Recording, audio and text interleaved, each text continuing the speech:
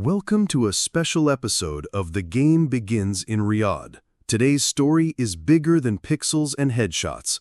It's about ambition, vision, and a new future being shaped by a man who believes that gaming is more than entertainment, that it's a cultural force, an economic engine, and a bridge between generations. We're talking about His Royal Highness Crown Prince Mohammed bin Salman, the visionary behind Saudi Arabia's transformation into a global gaming hub. Back in 2016, when Vision 2030 was announced, the world focused on oil, tourism, and economic reform. But quietly embedded within that vision was something that gamers like us could only dream of: a government that takes gaming seriously, that invests, that believes in gamers. Exactly, Adam. And to be honest, without the leadership of Crown Prince Mohammed bin Salman, we wouldn't be witnessing this seismic shift in the gaming world today. For the first time in history, a head of state stood up and said, "Gaming matters." Under his leadership, Saudi Arabia isn't just consuming games, it's creating, investing, and inspiring. And this episode is our way of diving deep into how all of that came to be. Here's what we'll cover today: how Saudi Arabia went from player to global publisher and investor, how Vision 2030 is empowering Arab creators and developers, and how initiatives like Savvy Games Group are reshaping the global gaming map. This is more than a podcast. This is a reality check for anyone who ever underestimated the Middle East's role in gaming. And like every great game, this story starts with a challenge. Let's press start from Riyadh. We hear a lot about global gaming powerhouses: Japan, the US, EU. But why is Saudi Arabia emerging as the next major player? And why now? It all starts with one defining decision. Crown Prince Mohammed bin Salman recognized gaming's potential, not just as pastime, but as strategic asset. In Vision 2030, he didn't just mention culture, arts, or entertainment. He embedded gaming as a key pillar in economic diversification. Think about it: a leader who saw that a generation glued to screens could become creators, entrepreneurs, and innovators. He understood that gaming is a crossroads of tech, media, design, and youth empowerment, and he committed Saudi to that journey. Exactly. When Vision 2030 launched, it came with massive budget allocations. Imagine telling gamers, "Your passion is national priority." That's how Crown Prince Mohammed bin Salman elevated gaming from niche to national mission. And to ensure it wasn't lip service, he formed dedicated entities, offered incentives to global studios, and championed local talent pipelines. This led to unprecedented foreign investments and partnerships and sent a clear message: Saudi Arabia is open for gaming business. Let's dig deeper. Vision 2030 isn't a slogan, it's a roadmap for transformation. How does gaming fit into that larger picture? Vision 2030 has 5 key themes: economic enablers, balanced society, vibrant society, ambitious nation, and government effectiveness. Gaming influences each. Economic enablers: the Crown Prince set targets for technology and creative sectors to provide 500,000 jobs. Gaming became a direct path. Vibrant society: his vision advocates for entertainment thriving across the kingdom, lifting social well-being and GDP share. Ambitious nation: by placing Saudis on the global gaming stage, he signals that the kingdom belongs in innovation conversations.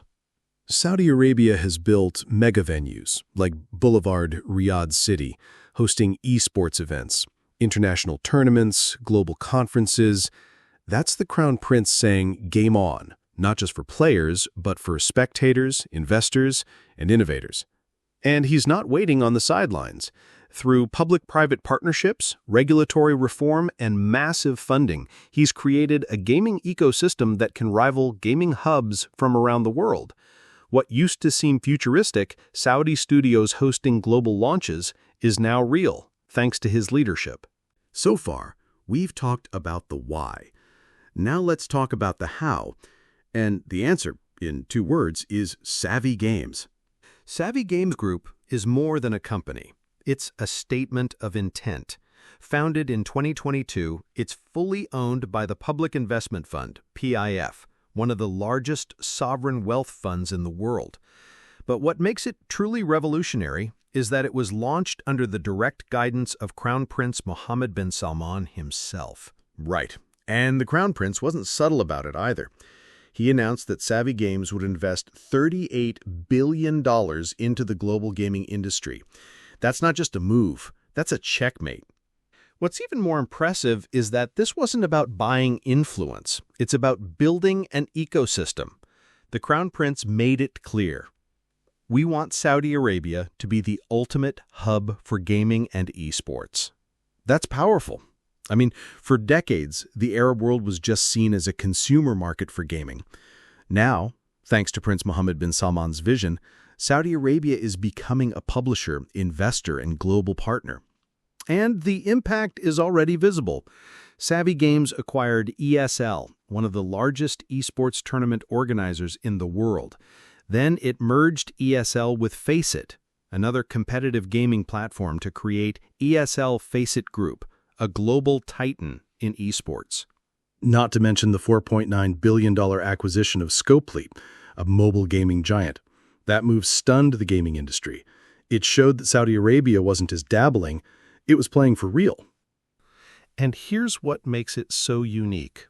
Every one of these moves aligns with the values of Vision 2030, creating jobs, diversifying the economy, and unlocking the potential of Saudi youth. Exactly. The Crown Prince isn't building Savvy Games to just win headlines. He's building it to win the future. He once said that the gaming sector is one of the most promising sectors for Saudi Arabia, and he's backing that belief with bold actions and real capital. It's a golden controller, really. And it's in the hands of a leader who knows how to play the long game. Let's talk about the big moves, the billion-dollar ones. Because if anyone still thought Saudi Arabia was a background player in gaming, 2022 and 2023 changed that narrative completely. Oh, absolutely. It started with one of the most game-changing acquisitions in esports history. Savvy Games, under the vision and directive of Crown Prince Mohammed bin Salman, acquired ESL for $1.05 billion. That wasn't just a business decision, it was a strategic signal. It said, we're not waiting to be invited into the room, we're buying the building. And they didn't stop there. Soon after, they acquired Faceit, another massive platform focused on competitive gaming and community tournaments. The merger of ESL and Faceit created ESL Faceit Group, which instantly became the world's largest esports company in terms of reach and infrastructure. It's genius. The Crown Prince isn't just targeting casual gaming. He's placing Saudi Arabia right at the heart of global competitive esports. That's a space with massive influence, massive youth engagement, and huge economic potential. Exactly. Then came the next bombshell. Savvy Games acquired Scopely, the US-based mobile gaming giant, for $4.9 billion in 2023. $4.9 billion. That's one of the biggest gaming acquisitions ever. Scopely is behind blockbuster titles like Star Trek Fleet Command, Stumble Guys, Marvel Strike Force, and more. Here's what people need to understand. This isn't about buying prestige. This is about buying scale, influence, and intellectual property. Crown Prince Mohammed bin Salman recognized that mobile gaming is the next frontier, especially in a region where smartphone penetration is sky high. So now Saudi Arabia has investments in mobile gaming through Scopely, esports infrastructure through ESL Faceit Group, and a growing portfolio of game development studios, event platforms, and global partnerships. It's a complete vertical ecosystem. From players to publishers, from local tournaments to global stages, the kingdom is connected at every level. And all of this aligns with the prince's wider goals, creating 39,000 new jobs in gaming by 2030, launching 250 gaming companies in the kingdom, and positioning Saudi Arabia among the top 3 gaming markets in the world. It's visionary, and what I admire most is how Prince Mohammed bin Salman is future-proofing the country by investing in digital economies that speak to the next generation. Gaming is no longer just something you play in your free time. Thanks to leadership like this, it's a career, it's an industry, and it's a pillar of national identity. All right, we've talked about investments, vision, and billion-dollar moves. But what about the people? The players, the everyday youth who grew up with controllers in their hands and now see gaming not just as a passion, but as a path. This, Adam, is where the vision of Crown Prince Mohammed bin Salman truly shines. Because it's not just about boardrooms and business deals, it's about changing lives. Absolutely. Just a few years ago, if you were a Saudi gamer or aspiring developer, your options were limited. There weren't many studios, no national-level support, no ecosystem. But now, that's completely flipped. Under the Crown Prince's guidance, national programs, scholarships, esports competitions, and tech incubators have emerged, empowering a whole new generation of Arab gamers. I remember watching interviews with young Saudi streamers who said, "For the first time, my parents see gaming as a real career." That's a cultural shift, and it's thanks to leadership that believes in youth and creativity. I've personally met developers in Riyadh who used to dream of working for big studios abroad. Now they're building their own studios at home, backed by local funding and global mentorship. And the numbers back it up. Since 2020, esports viewership in Saudi Arabia has tripled. Local tournaments have gone from weekend events to million Riyal productions. Thousands of young Saudis have been trained in game design, animation, sound engineering, and more. That's what happens when a country's leader doesn't just talk about youth, he invests in them. Crown Prince Mohammed bin Salman has given the players a voice and, more importantly, a future. And let's not forget the Saudi Esports Federation. Another initiative that was heavily supported by the Crown Prince, bringing together talent from across the kingdom to represent on a global level. Exactly. Saudi teams are now competing and winning on international stages. They're not just participants anymore. They're champions, from high school students winning local tournaments, to streamers signing with international orgs, to developers making games rooted in Saudi culture. This is a cultural revolution through gaming. And at the heart of it is a leader who gets it, who sees gaming not as a distraction, but as a driver of identity, economy, and innovation. For many in the kingdom, gaming was once just a hobby. Now it's a dream with a roadmap. Let's shift gears a bit, from players to creators. Because gaming isn't just about playing what others make. It's about creating stories, building worlds, and sharing a vision with millions. And in that arena, Crown Prince Mohammed bin Salman has launched something just as ambitious, a mission to empower the next generation of Arab developers to create not only games, but culture. That's such a critical point. For decades, Arab stories, languages, and identities were mostly absent in mainstream video games. We were the audience, but not the authors. But that's changing fast. Under the direction of the Crown Prince, Saudi Arabia has invested heavily in game development academies, content creation studios, and creative grants aimed at Arab developers. There's even a new wave of indie developers in Riyadh and Jeddah working on games that reflect Arab folklore, Islamic architecture, Bedouin themes, and stories from the region. And they're not doing it alone. The Crown Prince's vision included partnerships with major global engines like Unreal Engine and Unity, ensuring Saudi developers have access to the same tools as AAA studios in the West. And what I love most is the focus on narrative ownership. Games aren't just code, they're modern myth-making. And now we're seeing Saudis tell their own stories in their own voices through this powerful medium. A few years ago, if you said an Arabic game could hit the global top charts, people would have laughed. But today, with funding, mentorship, and national encouragement, that's no longer a dream. It's a goal. Let's not forget the newly announced game development city near Riyadh, an entire tech and creative hub designed for studios, mocap stages, audio design, and esports arenas. This wasn't built as a side project. It's a centerpiece of Vision 2030. Exactly, and it sends one clear message. If you want to build games for the Arab world, the best place to do it is Saudi Arabia. This is cultural leadership at its finest. Gaming isn't just about global reach, it's about local pride. And thanks to the foresight of His Royal Highness, Arab developers now have a platform to share our own legacy digitally. The next great hero in gaming might not be a Spartan or a Space Marine. He might wear a thobe, speak Arabic, and fight for something that reflects our values. And that's powerful. Let's dive into something that's taken the kingdom by storm: esports.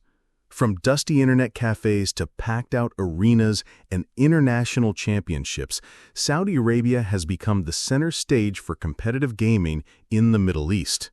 And none of that happened by accident. Once again, we have to give credit where it's due. Crown Prince Mohammed bin Salman personally championed the growth of esports as part of his strategy to make Saudi Arabia a global entertainment hub. And now, we're seeing the results. The Gamers 8 Festival, hosted right in Riyadh, has become the largest esports and gaming event in the world. We're talking about a $45 million prize pool, players from over 100 countries, and a production level that rivals the Olympics. It's unbelievable. Gamers 8 wasn't just a competition. It was a celebration of culture, identity, and innovation. And the Crown Prince's message was clear. The kingdom is ready to host the world, not just as a guest, but as a leader. And let's talk infrastructure. Saudi Arabia is now home to world-class esports arenas like the SEF Arena in Riyadh. State-of-the-art equipment, broadcasting suites, VR training zones, you name it. These are spaces where Saudi players can train and compete at a world-class level. And that investment is paying off. Saudi teams have dominated in games like PUBG, FIFA, and Dota 2. They're not just participating, they're winning. It's amazing to see how esports is being integrated into education and career planning. Universities are launching esports degrees. Companies are hiring professional coaches, analysts, and broadcasters, and the ecosystem is growing faster than anyone expected. And again, this all goes back to Prince Mohammed bin Salman's belief that esports is not just entertainment, it's an economic engine. Esports creates jobs, drives tourism, and engages youth in positive, skill-based competition. Let's not forget that Saudi Arabia is also bidding to host global tournaments, world championships, majors, and even looking into virtual Olympics partnerships. We're witnessing the birth of a Saudi gaming nation, one that's confident, competitive, and ready to define the future of esports, not just in the region, but globally. From Mecca to Meta, from heritage to headshots. The kingdom is bridging tradition and technology, and thanks to the unwavering vision of Crown Prince Mohammed bin Salman, it's doing it with ambition and pride. Mahmoud, after all the successes and achievements Saudi Arabia has made in the gaming industry, do you think the road ahead is smooth, or are there still significant challenges to face? Definitely. Nothing comes easy, especially in a fast-evolving industry like gaming. There are many challenges, such as developing specialized talent, fostering an innovative environment, strengthening technical infrastructure, and building a comprehensive support system that includes funding and marketing. So, you mean Saudi talent and local developers still need more opportunities or deeper expertise? Exactly. Despite important educational and training initiatives, raising the level of technical and creative competencies requires continuous effort and time. Also, anchoring the global market requires a deep understanding of the market and flexibility to adapt to rapid changes. What about social and cultural challenges? That's a crucial aspect. Creating games that reflect local culture while being attractive globally requires a delicate balance. There is a challenge in producing content that respects Saudi values and at the same time competes internationally. But on the other hand, the opportunities seem huge, right? Absolutely. Saudi Arabia has a huge youth base, a growing market, and massive investments from both the government and private sector. With a clear vision and ongoing support, the opportunity to become a global hub for the gaming industry is not only possible, but very close. Mahmoud, we are now at the end of our episode, but before we close, what would you like to say to every young Saudi or Arab who's interested in gaming? I want to tell them this is the perfect time to invest in their passion. The gaming industry is no longer a distant dream, but a reality they can be part of. Take advantage of educational opportunities, join tech communities, and create with your own unique voice.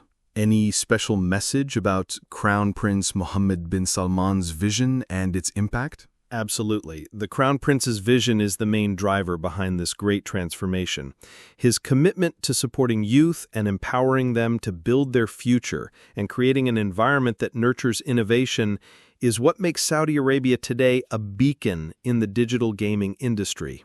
Any final words before we say goodbye to our listeners? Keep learning, don't fear failure, and never hesitate to be pioneers in this field.